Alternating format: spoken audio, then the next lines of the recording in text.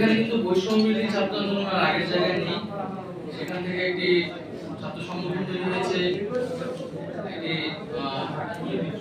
বৈষম্যবিরোধী ছাত্র আন্দোলন এবং নাগরিক কমিটি থেকে রাজনৈতিক দল তৈরি হয়েছে বলে বৈষম্যবিরোধী বা সমন্বয় যে পরিচয়, সেই পরিচয়টা কিন্তু এখন আর এক্সিস্ট করে না। সেই ফলে আইন শৃঙ্খলা বাহিনীর কাছে আমাদের ইয়ে থাকবে যাতে এই পরিচয় ব্যবহার করে কেউ যদি অপকর্ম করে তারা তাদের আইন অনুযায়ী ব্যবস্থা নেবে। আর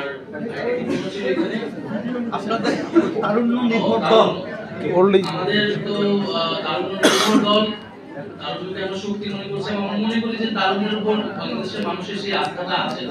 বাংলাদেশের মানুষ নতুন নেতৃত্ব, তারুণ নেতৃত্ব দেখতে চায়। তবে এরকম তার মানে এই না যে আমাদের দলে শুধু তরুণরাই থাকবে।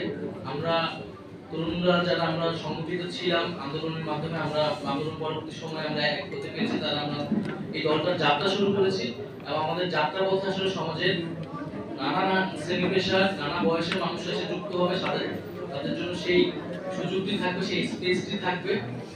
এবং আমরা মূলত আমাদের যে পরবর্তী সাংগঠনিক কার্যক্রম সেখানে মূলত আমরা আগ্রহী হব।